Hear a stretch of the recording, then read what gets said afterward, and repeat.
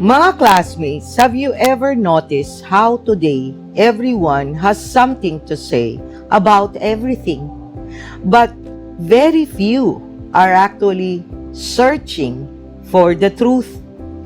Like in our current culture, there's simply so many debates online about religion, politics, science, morality. And the scary part, mga classmates, do you know? Most people don't ask questions to learn. They ask questions to win. And this is exactly the kind of moment Jesus walked into in Mark 12, verses 18 to 27. A showdown filled with trick questions, hidden motives, and people pretending to be wise. If this were happening today, for sure it will get viral in TikTok and X.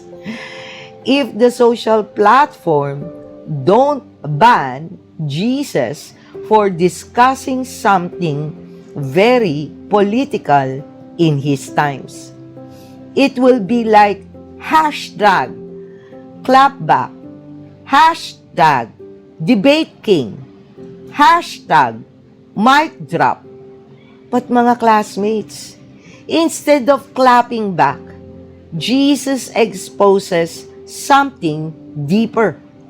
Not just wrong logic, but the spiritual blindness behind the question. Stay with me, mga classmates, because this is not just an old argument in an old book. It's the same issue we face right now. Want to know more? But before we do that, mga classmates, let's do our usual general housekeeping. I hope if you have been here quite often already and have not done the housekeeping, don't forget to click that like button, subscribe to Pulot Aral, smash that notification bell so every time I upload a Bible reading and reflection, you would be notified. Mga classmates, contents like this are not promoted by the algorithm. We are now in times when topics about God are not that popular anymore. And in fact, you will be surprised it is reported and restricted. So mga classmates, do me a huge favor, be a Bible sharer, share Pulot Aral videos as well if you find that they help you read the Bible and develop a more intimate relationship with our Lord. Be part of our Bible reading sharers. In addition, if you have not seen Matthew 16, that will provide a 4D blueprint of life, which is to desire, discern, do, and delight. Please do watch that Bible reading and reflection. And to complement that, do watch as well Matthew 18 that discusses feeling lost in life. If you have not joined me on those Bible reading and reflection, mga classmates, on the Gospel of Matthew, please do watch them after this. Mga classmates, the reason I'm always insistent on spreading God's Word is because we love our neighbors and we want them to be saved. Don't you? Moreover, feel free to comment below, especially on the comment section, and share your thoughts about the question I will post every end of each video, especially on Mark 12 in relation to our current life. Mga classmates, this is Doc Jean. Welcome to Pulot Aral. Let's dive in.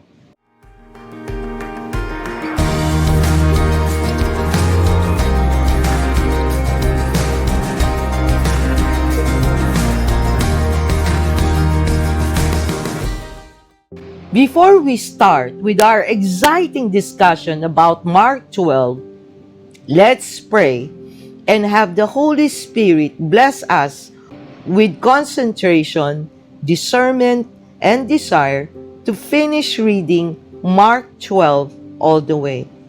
Heavenly Father, you are our strength, our protector, and our truth. Keep us from destruction and deception, and reminds us always to wear your full armor against your enemies' schemes. Help me and my classmates, Father God, to hear what you want us to hear, see what you want us to see, and live what you want us to live. Father God, let your presence touch every heart watching this video. Remove pride, bias, and division so only your truth remains. Use this channel and our lives to draw more people to your word and to the joy of knowing you personally. Strengthen our faith, Father God. Deepen our obedience and make our lives shine with your love so others may see you in us. Let them be moved, Father God, to help this channel grow so we can spread and build a Bible reading community who speaks your words. Increase our desire, discern well, obediently do, and delight more to live a life according to your will. This we ask through Christ our Lord. Amen. Mga classmates, before we start the general overview, context, and discussion of Mark 12 verses 18 to 27, let's first read these passages. I will be reading from the ESV version. The Sadducees asked about the resurrection, and Sadducees came to him who say that there is no resurrection. And they asked him a question, saying, Teacher, Moses wrote for us that if a man's brother dies and leaves a wife, but leaves no child, the man must take the widow and raise up offspring for his brother. There were 7 brothers.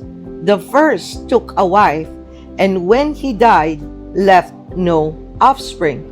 And the second took her and died, leaving no offspring. And the third likewise. And the 7 left no offspring.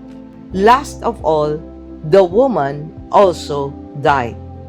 In the resurrection, when they rise again, whose wife will she be? For the 7 had her as wife.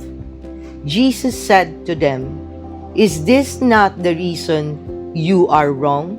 Because you know neither the Scriptures nor the power of God. For when they rise from the dead, they neither marry nor are given in marriage, but are alike angels in heaven.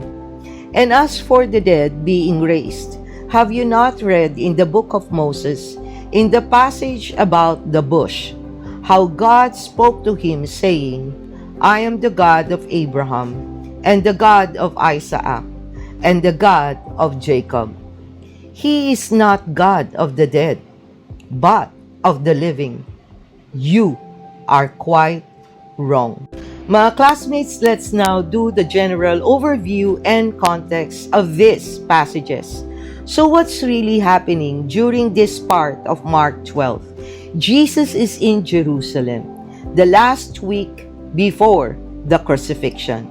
And all the religious groups, political groups, scholars, and influencers of their time, everyone seems to want to trap him in his own words.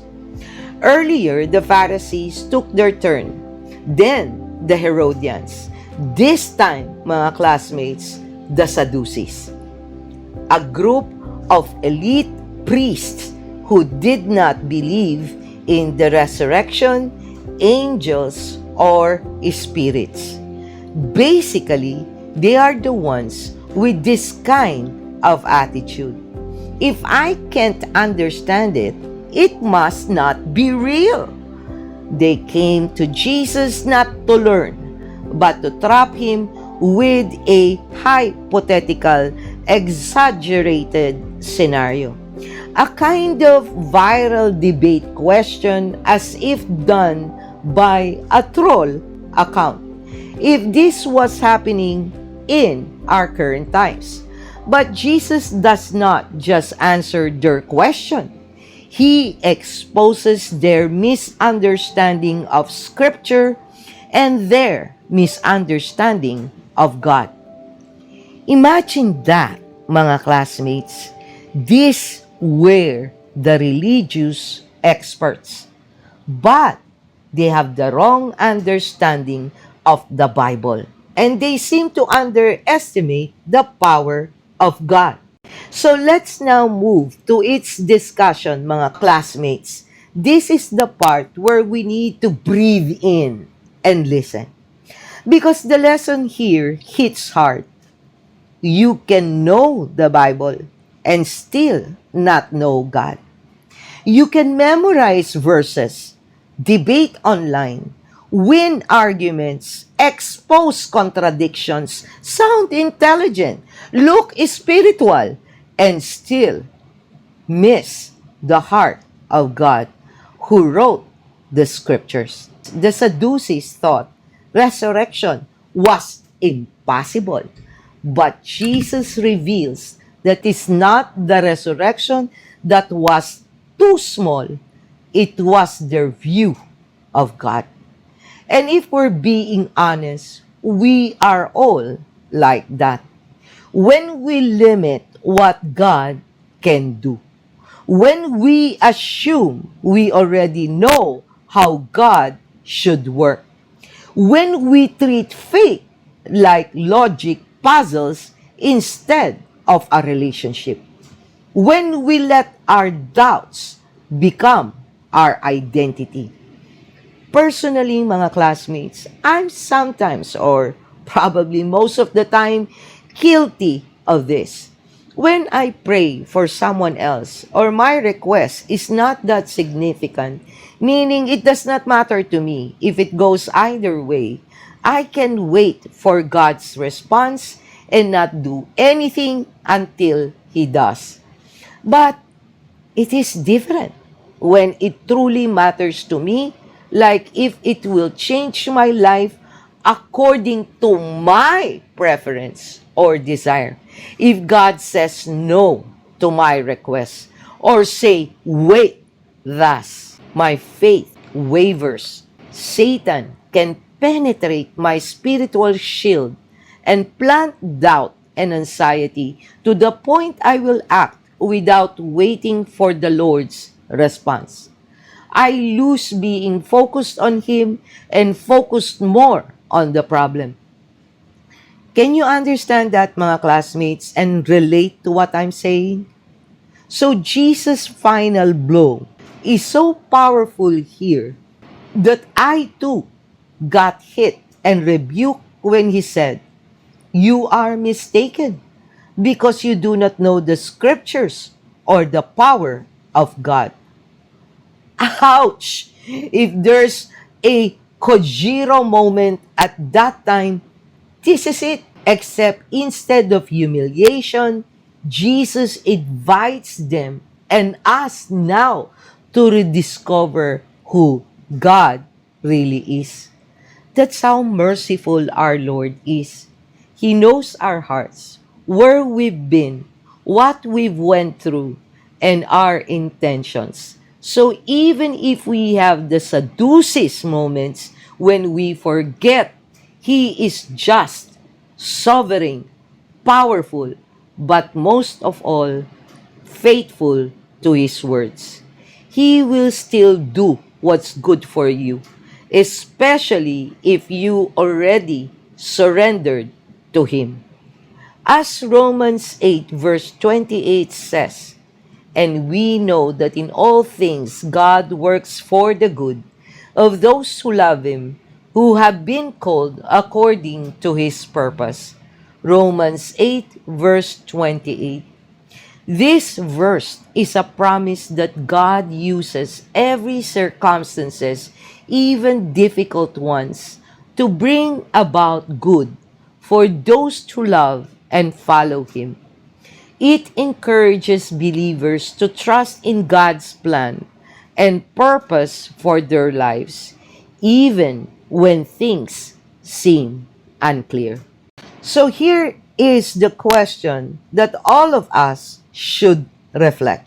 Are your doubts leading you closer to God's truth or away from it? By the way, mga classmates, if you want to get to know more about Jesus and His ways, then I hope you will be watching the entire of Mark 4 or go a deep dive on the series of Mark 5 if you have not seen them yet. Mga classmates, thank you for joining me in today's Bible reading and reflection from the Gospel of Mark 12 verses 18 to 27. Keep your faith stronger and steadfast. Till next time, may God bless you all. Always stay safe and be healthy. This is Doc Jean. Bye!